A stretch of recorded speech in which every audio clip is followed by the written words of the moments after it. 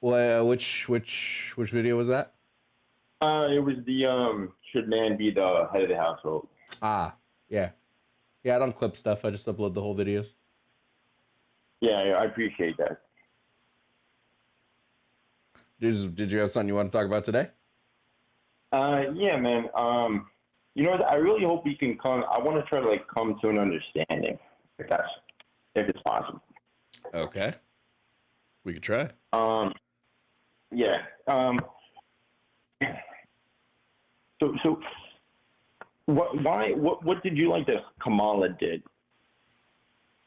What do I like that Kamala did? Yeah, like what makes you like what like she did that you could say like, okay, like I like that. I mean, I agree with everything her current administration has done. Her and Biden's current administration. Well, not everything. Let me rephrase that. I agree with a lot of domestic things that the current administration has done. So I agree with because I'm going to count her wins as Biden's wins because they're a team. They're in the same administration. So I'm going to count things like the CHIPS Act. I'm going to count things like the infrastructure bill. I'm going to count things like the COVID rescue plan. I'm going to count things like that. I'm going to count all of these things because because she's running on basically the same platform. So those are things that I like from them. So then, all right, well, so I don't keep going off track. I don't want to go off track. I want to stay with Kamala. But then, why do you feel like then Biden dropped out? Biden dropped out because the donors were pulling away from him. It was because the DNC forced him to. The DNC donors weren't going to back him anymore, and so he really had no choice. If they're connected in their wins, what's the difference? The difference is the donors didn't want him. I mean, they probably thought he was too old. They probably didn't like his performance at the debate, which I agree with. Right? He had a debate with Trump. He didn't do great at it. So I would say, like, yeah, I agree. Biden's too old to run for a second term. I think he was fine for his first term, but I think he's too old to run for a second term. Here's the thing that, like, most of I hear, because I have more of my noise from the Republican side, is just that most of the Democrats were surprised by his performance, while most of us, we knew what was coming. So were you surprised? No, I knew Biden was going to falter at the debate. I've been saying Biden was too old to run for a second term for a while. I think he's fine. Okay. I think he's fine. I'm sorry, go ahead. You agree they were just like forcing him through to like chug along, basically? It wasn't about forcing him through. He's the incumbent. They didn't really have a choice, right? The incumbent usually always has the most delegates, right? So they were kind of stuck with him until in my opinion, they saw a point where they were like, okay, there's really nothing else we can do here. Either we force him to resign, because if he didn't resign, there's nothing they could do. He had the delegates, right? He was going to be the nominee either way. That's the whole point about the incumbent. But from our perspective, it seems like you guys could switch at a term of it, like really quickly on who you want to win, like who you guys want to put in, like who's really going to go against, who's the other candidate against Kamala? Like there was no one else that. Well, I don't know who's you guys. I've been saying Biden shouldn't run again since he was elected the first time. Like day one of Biden being inaugurated, I said he should be a one-term president. He decided to run again, so we backed what we're going to continue to do is back whoever the Democratic ticket is because Trump's policies are deranged. So I'm going to back whatever politician is going against Trump's policies because Trump's policies make no sense. Okay, well, let's slow down there. Let's go to, so Kamala, she was supposed to take care of the border. Am I right? Kind of. Well, I know. She is, as well as like a litany of other people are in charge of the border, yeah. Okay. And why, so she had something that she passed, the CAF. Basically, she wanted to slow down the immigration coming in. Let me ask you, why, if she wanted to slow down the immigration, why not just finish that wall where they were all coming in? Finishing the wall won't slow anything down. It's asylum seekers. That's where all the immigrants are coming from.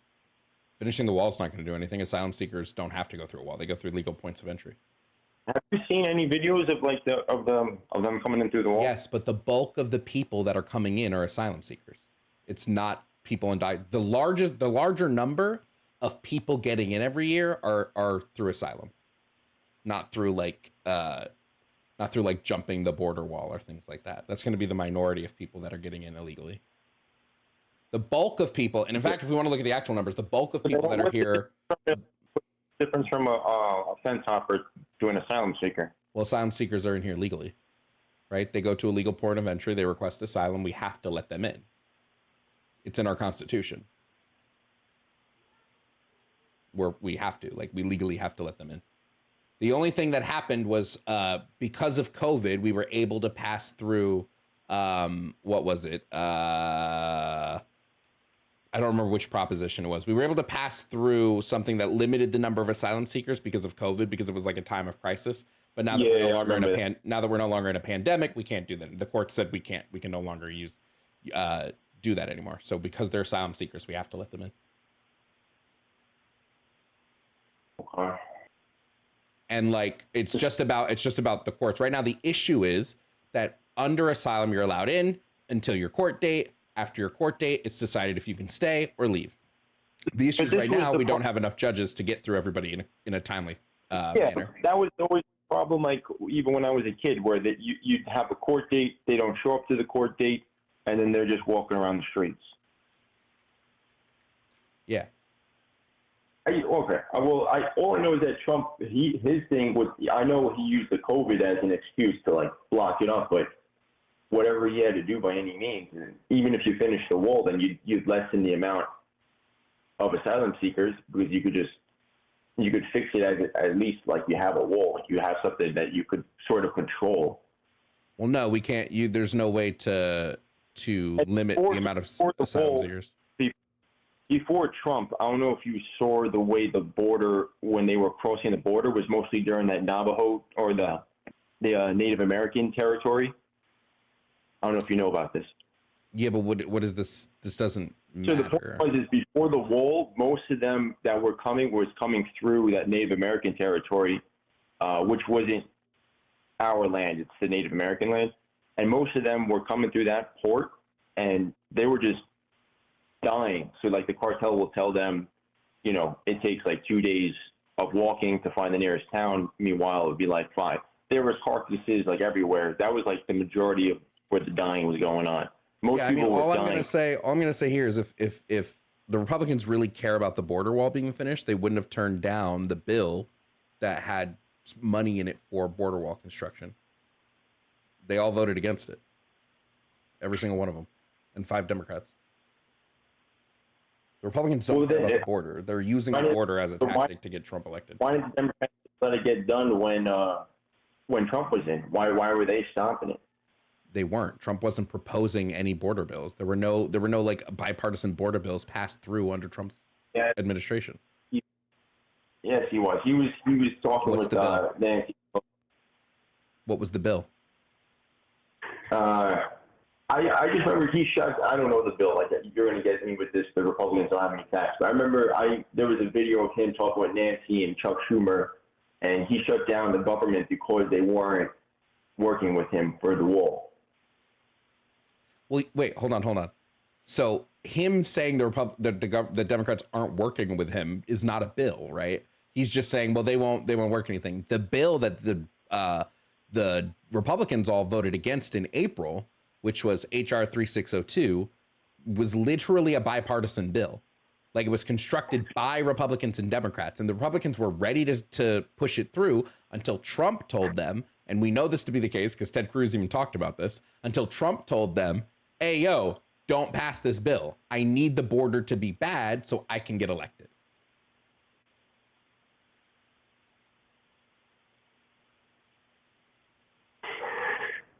Well, okay. Well, I mean, honestly, I don't really even agree with any of the Republicans. I'm only a Trump person, but. But like, if you care about the border, why would you?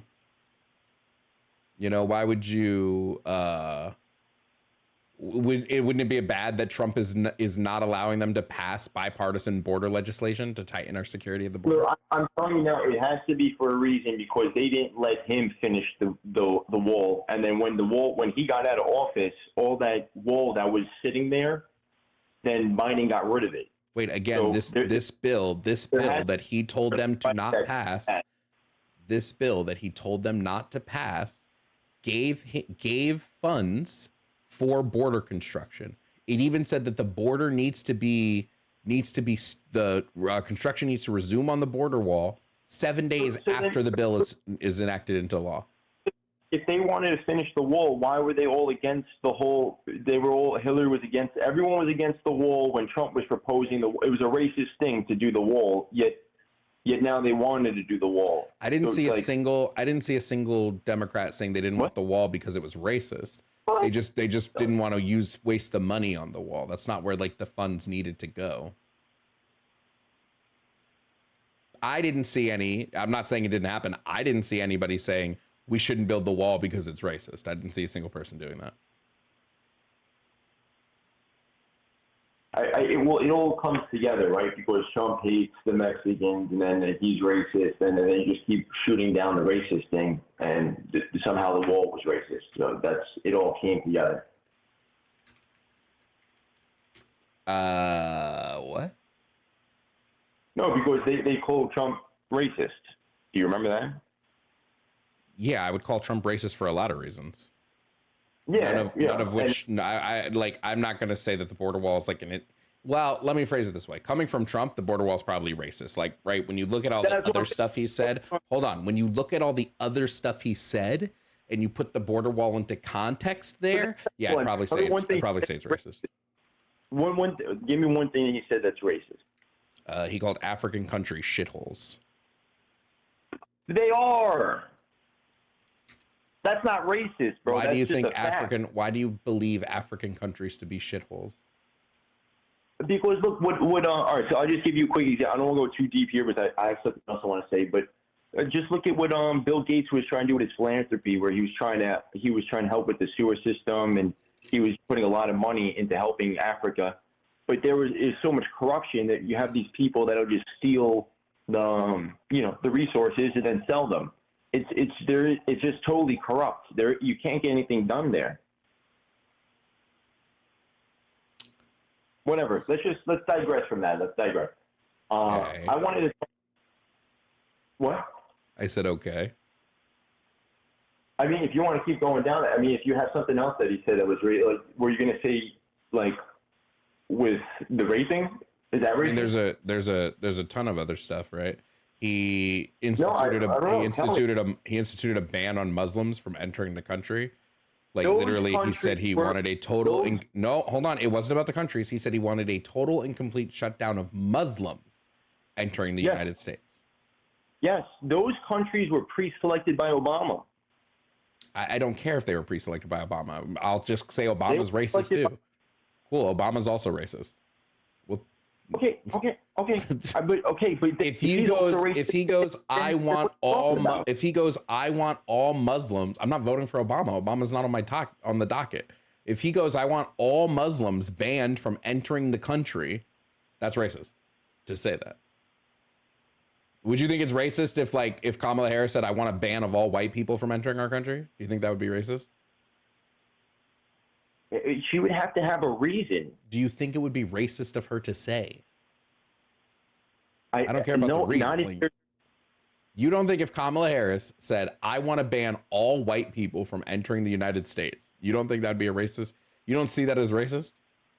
If she said, we were talking, so he did, listen, slow down, my friend. He said that because they are Islamic terrorism. We're talking about terrorism here. Okay, when we're banning Muslim countries, we're talking about, and most of these countries are heavy into the Sharia law, and they are a whole different culture than what any of us, especially gays, would want. If you be gay and you go to that country, sayonara, good luck. Okay, good luck. You try doing that gay thing in a Sharia country, you come back. I guarantee you won't come back in a week. If you have a gay flag in a Sharia country, you just go do it. I don't have to say anything. Just go do it. Just try it. Try it. I mean, you don't see any LGBT in a Sharia law country, in Iran, in Pakistan. You don't see any of them there. Why? What does this have to do with banning all Muslims? Because they're not into the culture of what we want America as a free people. They're not part of this culture. You know, there are gay people from Iran, right? Not if we're talking Sharia law people. We're not. I'm talking about the hardcore. I have a question for you. I have a question for you. If we're going to label all these places as terrorists, why haven't we labeled the United States as a terrorist group yet?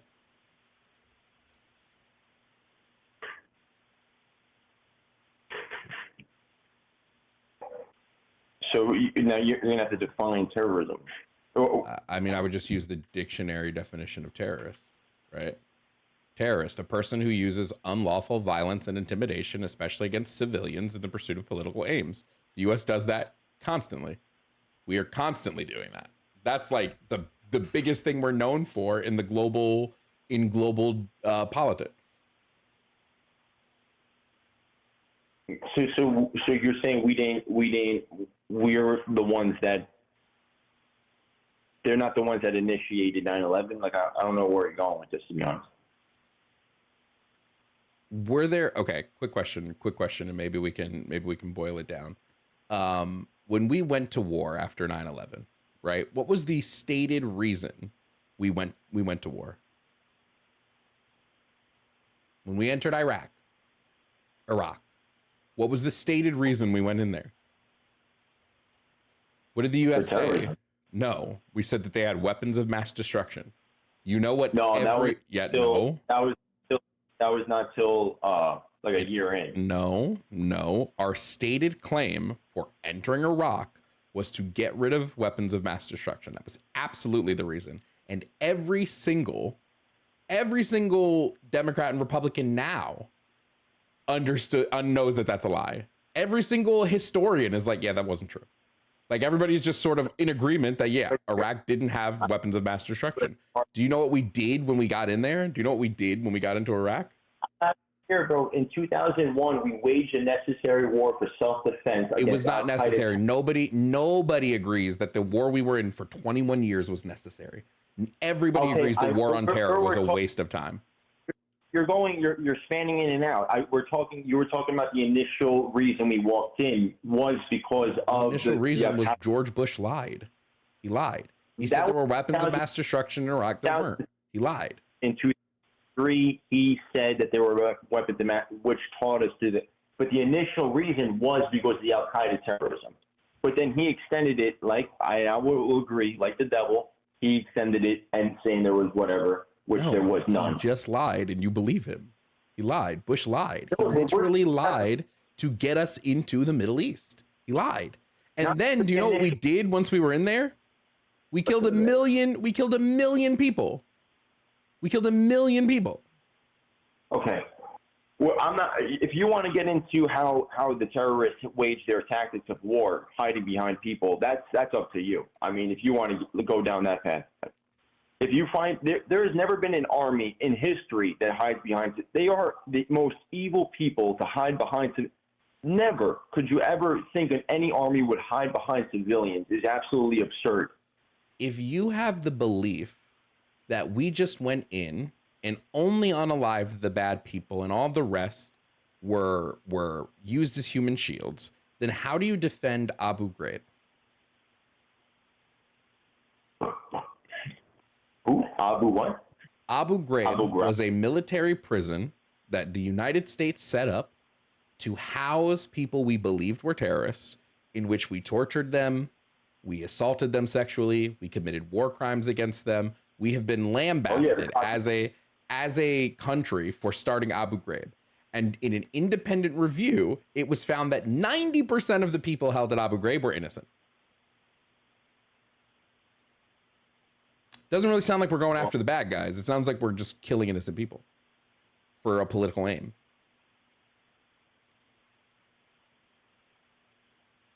Wait, I mean, what would be the political aim here? We didn't even take their oil. So it's like,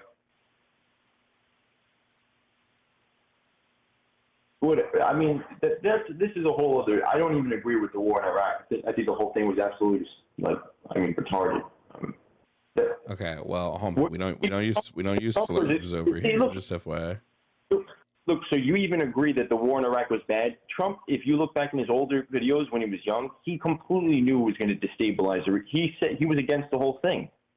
Oh, you mean the war destabilized that region of the world? Yeah. That's why we did it. Yeah, I know, but Trump was against that. Whoop-de-doo. Well, I don't know what that has to do with what we're talking about right now. Well, I just want to meet at some sort of ground that we can at least like agree on. Yes, the agreement is that if we're going to label, if Trump is going to say, I don't want to let anybody in because they're terrorists, when the United States is the largest terrorist group to probably ever exist, just seems a little backwards, right? Okay, but I mean, these people are completely still saying about, I mean, doing terrorism. Like they specifically want to do terrorism. Like that's what they want to do. You have proof? You have proof of that? And which people? The proof of what? That they want to do terrorism? Okay, you can just look at what they preach with their Sharia law. That's not proof that Like they if want a to do girl, terrorism. like The if claim you're now gay, is that all Muslims want terrorism, because that's what Donald Trump said. He said, I want to ban all Muslims. So the claim now is that all Muslims want to do terrorism?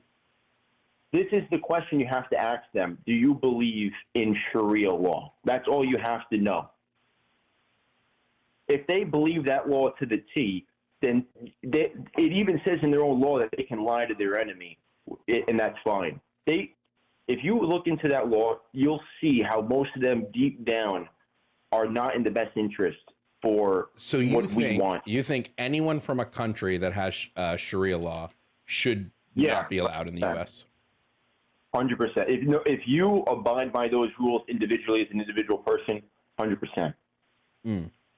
So any country with Sharia law just banned. Look at what Poland did. They did not allow any immigration, especially Muslim immigration, and they're doing just fine. There is no crime there. There is no terrorism. They're doing just great. So then you look at what happened with England, where they'll have pockets of Muslims that will have their own like communities, and in their Sharia law states that they have to abide by the law of the land. But they'll go around that by creating a community, which now that community is now their land. There was a thing in England, it's probably like a decade now, but there was where a girl got raped by a Muslim guy. Then he goes back into the Muslim community. Then the cops were investigating the rape. And then there was this whole protest against the cops being in the community to investigate the raping. Or what about recently where the kid, the Muslim father, beheaded the teacher in England for showing the kids a clip about Jesus, and then the guy goes and beheads the teacher. Yeah, so I'm just confirming that you believe, as Trump believes, that every person who comes from a country where they engage in Sharia law should be banned. That's fucked up. But I'm giving you the evidence of how England did it, and then you look at what's going on over there. That's exactly what's going to happen here.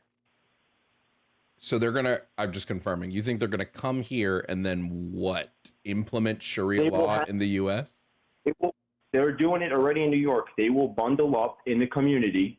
They're already doing it right by where they're not. People I know. Yeah, they are. They bundle up in a community where the synagogue is, and then it festers into now they no longer believe in the law of wherever they live. They believe in their law. It's not specifically. Happening. Yeah, I'm going to tell you, it's not happening.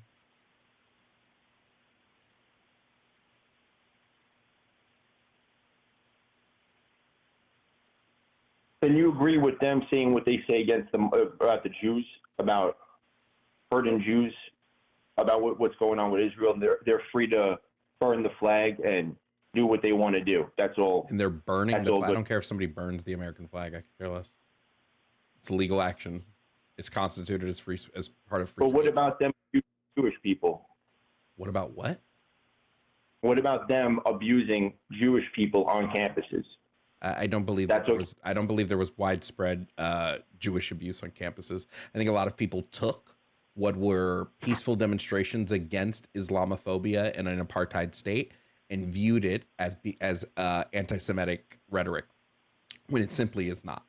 The rhetoric was not "let's get rid of Jews." The rhetoric was "free Palestine."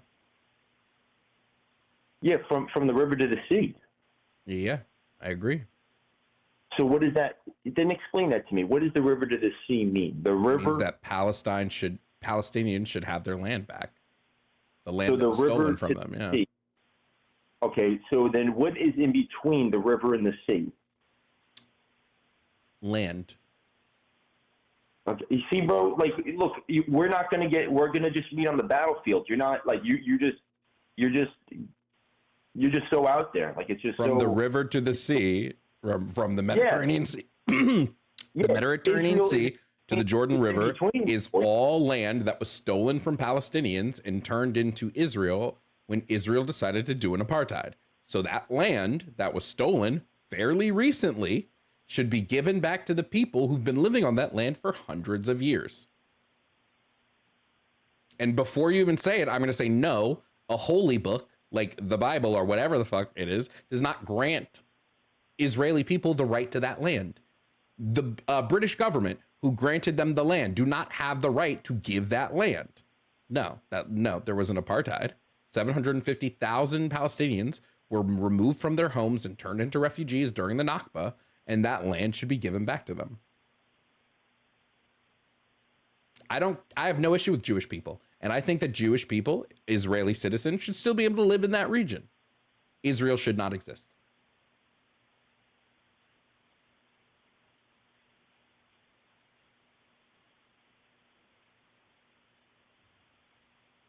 So the state of Israel was proclaimed in 1948.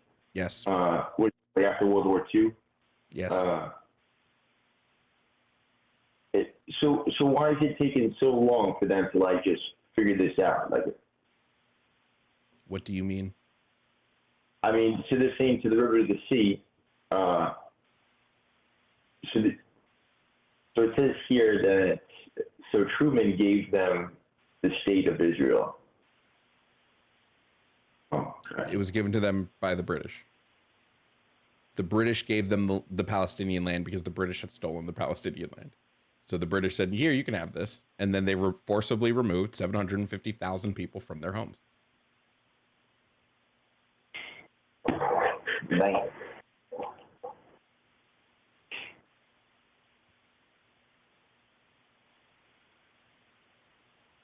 Okay. Well, I'm not saying that all Muslims are bad. I would say specifically Sharia law is. Well, the thing is, our overall conversation is about Trump, and Trump did say all Muslims, not people from Sharia law countries, not certain people. He said he wanted a total and complete ban on Muslims entering the country.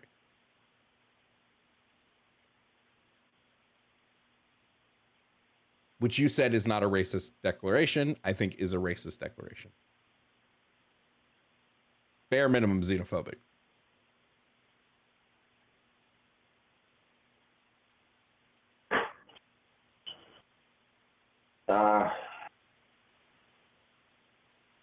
I mean, he was definitely playing to his base on that one. There's no doubt. He was what?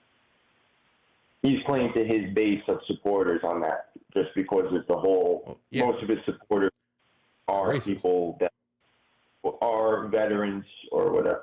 What? I'm gonna say that if he's playing, if saying I want a quote total and complete shutdown of Muslims entering the United States, and his supporters, he's playing to them, and they all love this, then I would say his supporters are also racist. Okay, so I see here Trump. So when he said that, he was referencing a Pew survey. See, this is what I'm saying. He referenced a survey on 7 Muslim major companies, the 7 that I said. But he was saying that 68% of Muslims surveyed described Westerners as selfish, and 66% called them violent, and 57% arrogance, which is kind of true. Yeah, I mean, after 9/11, there was a giant amount of United States violence, anger, and hate directed towards the Muslim communities, even though they didn't deserve this mass amount of violence and hate. We then went into their countries, destabilized their countries in the region, created secret prisons where we kidnapped and tortured people.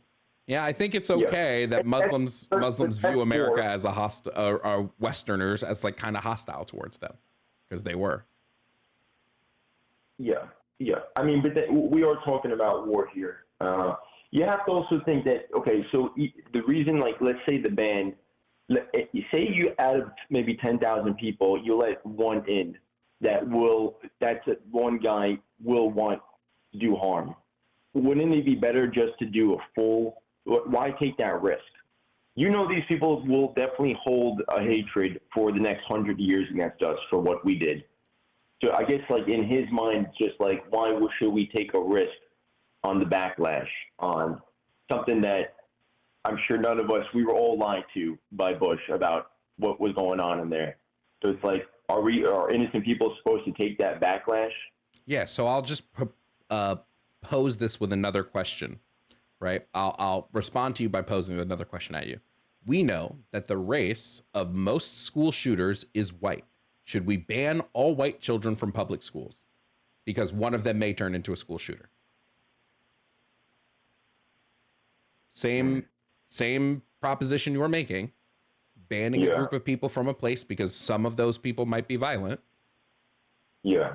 So should we do that in all other instances? The answer is going to be no, right? We don't ban a group of people because some people in that group may be violent, right? I think there's a large number of Republicans that are violent. That doesn't mean I'm going to sit here and go, all Republicans should now be banned from public spaces. Yeah, that makes sense.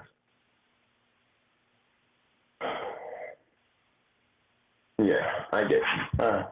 All right, well, I'll agree. I'll agree on, the Muslim thing was intense, but in my view, which you made a great point though. He was definitely playing to his base on that because of, what all the people that they knew went through with the war. Okay.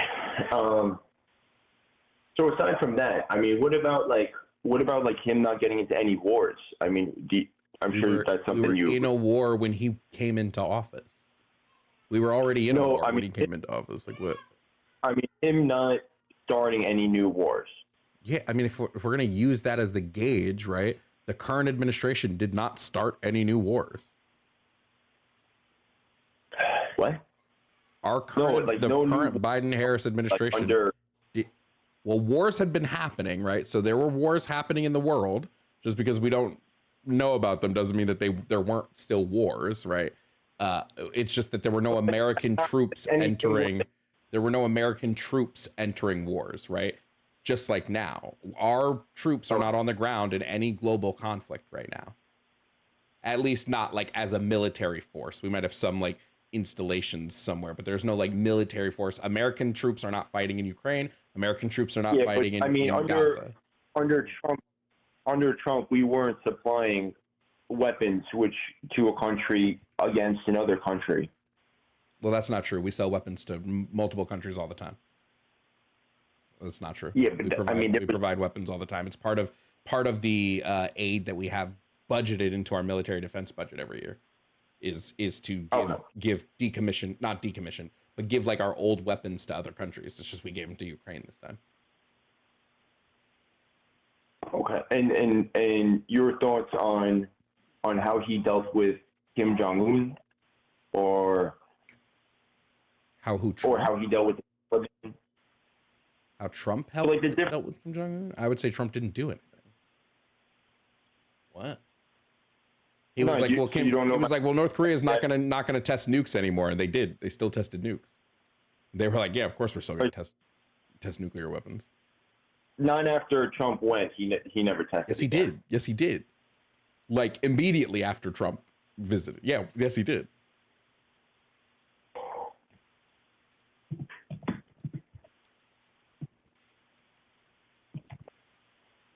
What about when he meant the the Taliban leader, and then there was no Marines, no soldiers died within 18 months after he spoke with that guy when they were getting out of Afghanistan. There are 18 months where not a soldier was.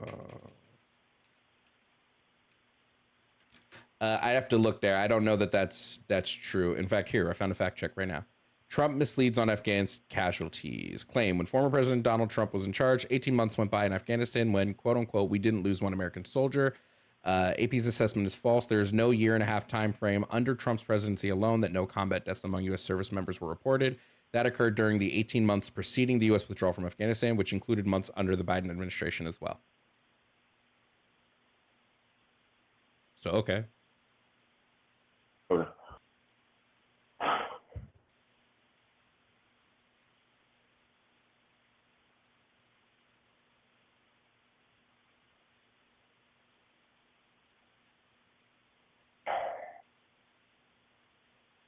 But so when Trump, before he got into office, he asked Obama what was the biggest problem, and he said it was Kim Jong-un. And then Trump was basically like, "Did you call him?" Yeah, but again, Kim Jong-un just ignored Donald Trump. He just ignored him. He just ignored him. Yeah, like, literally. Yeah, what but was then it? It was. Fury. I'm sorry. What did you say? Then Trump told him, "I'm going to meet you with fire and fury." And then fucking 2 days later or whatever, then Kim's like, "Okay, let's meet, big guy." And then they're shaking hands.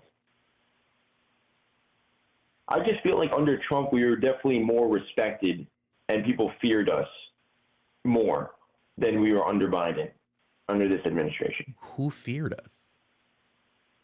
Well, definitely Kim. You didn't see China trying to invade Taiwan. What does that have to do with us? It just has something to do with Trump being in office and showing that he will do action, like he will do something. Or what about when Syria killed those innocent people, and then what about the constant amount of unmanned drone strikes Trump levied at Syria and Yemen, killing tons of innocent people? Well, because you didn't know that Syria they bombed their own people. That was the whole point of that. So that makes it okay when we do it, because they do it. We're now absolved. If they bombed their innocent people, they specifically targeted their airports. Wherever those attacks were done, they attacked the airports. Wait, again, so that means it's okay when we do it? I think I'm losing you here. Under Trump, we increased unmanned drone strikes, specifically in Yemen. Like, we raised the amount of unmanned drone strikes in Yemen by a lot, and we killed, bare minimum, I think it was like 80 civilians, right? How is this? I don't understand where any of this would be considered okay. So you don't agree with defending the innocent people that Syria killed? How is unmanned drone strikes that kill innocent people defending innocent people? Yeah, but we're talking in a ratio wise. If killed 10,000 innocent people, and then you have some casualties, whether it be 80,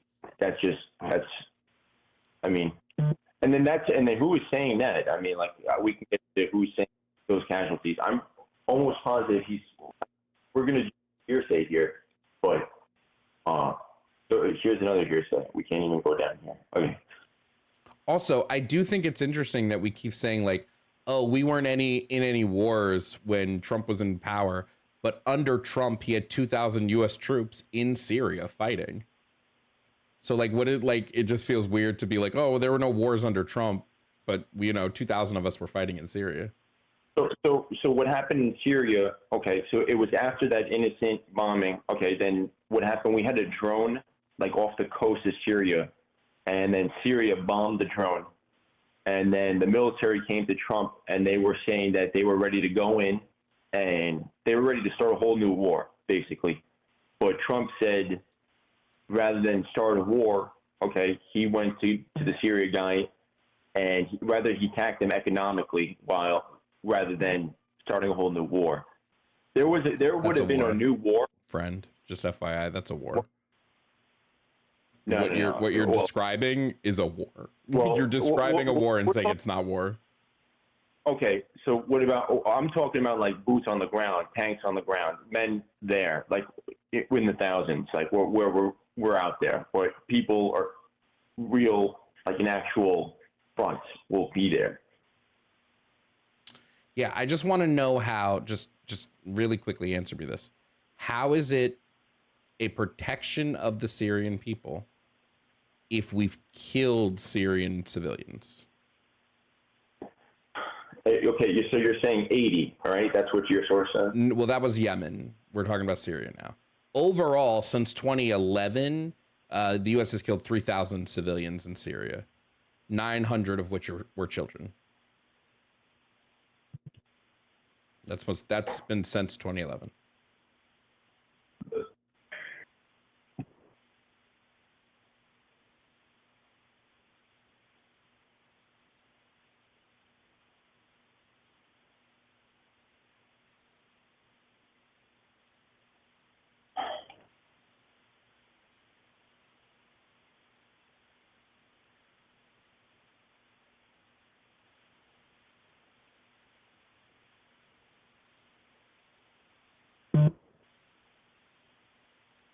I'll be honest, it's really hard for me to, really trust any of this. Trust what? Well, because I'm looking through like the New York Times, NBC, and it just says so many, like, it's just constantly attacking. There's just so much bad shit against Trump. Like, unless I'm just so inside the cult that I can't see it, that's just.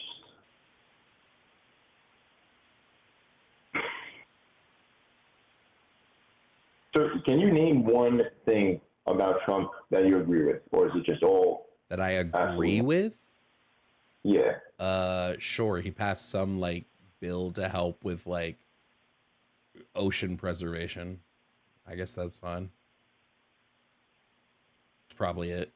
Can't really think of much else off the top of my head.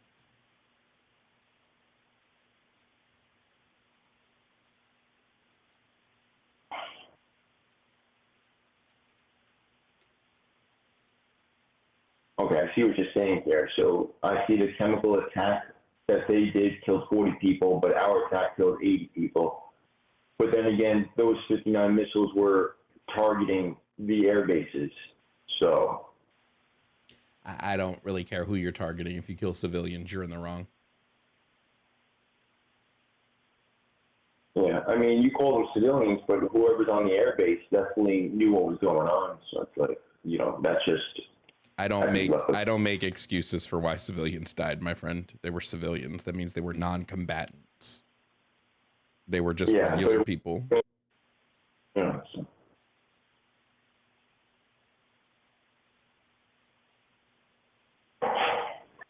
Okay. Last thing, so we talked about we're talking about abortion, and then you mentioned that married women have more abortions than unmarried. The number of people that have abortions, I think it's like 41% are married or already have children. Yeah. That's not what Pew Research says, that 87% of abortions are unmarried women. Are you talking globally or in the U.S.? No, it's in the U.S.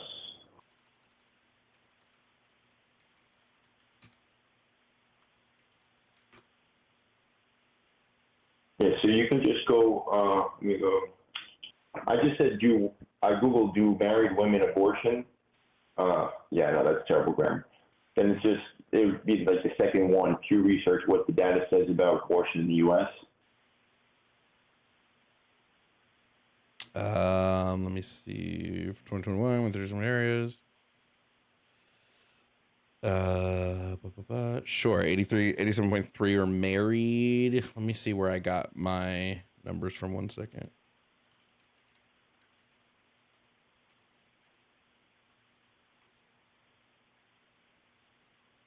Pretty sure I got mine from Guttmacher.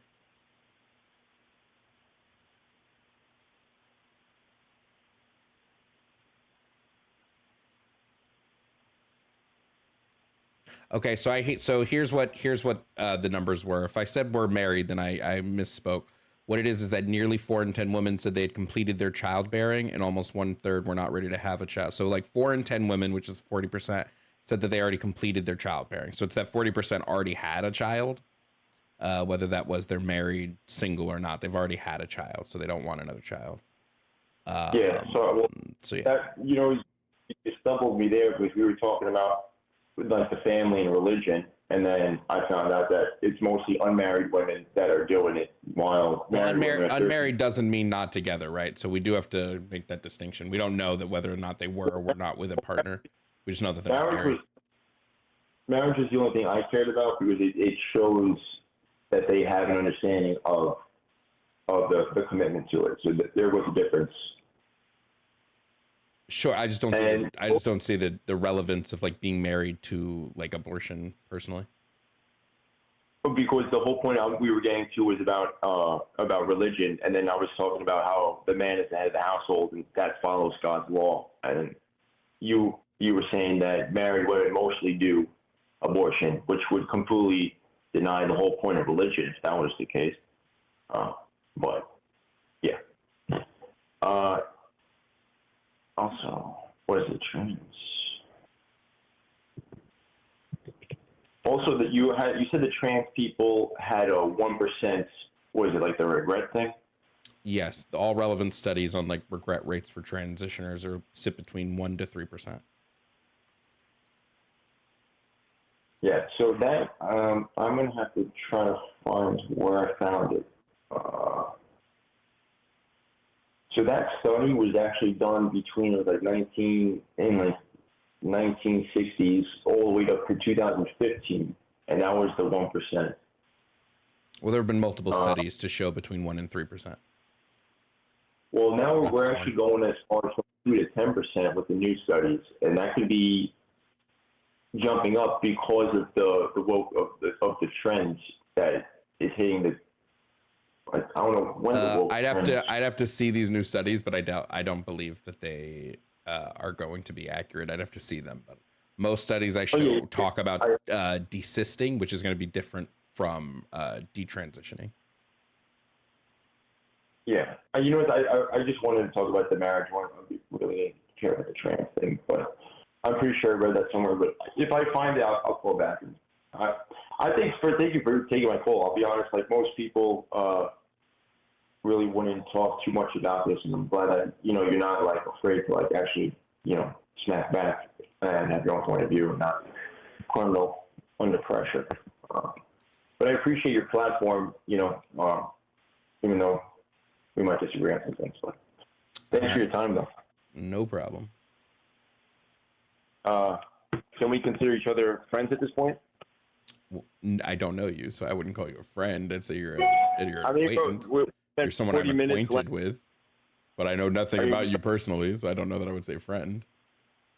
I mean, we're almost 2 hours worth of conversation. I feel like we're almost people that I've known for 10 years that I wouldn't call friends. Like, right, a friend isn't about how long you've known somebody or how long you've talked to somebody. That's not what makes somebody a friend. Okay, all right. Well, we're on a first name basis, though. I'm John. I'm going to be honest with you, John. I talk to a lot of people. I'm going to forget your name. There's no offense to that. Like, no offense. Like, I just talk to a lot of people and I hear a lot of names. I don't think that's offense. All right. Well, hopefully I can call back and maybe you remember my voice. All right, brother. All right. All right. Thank you.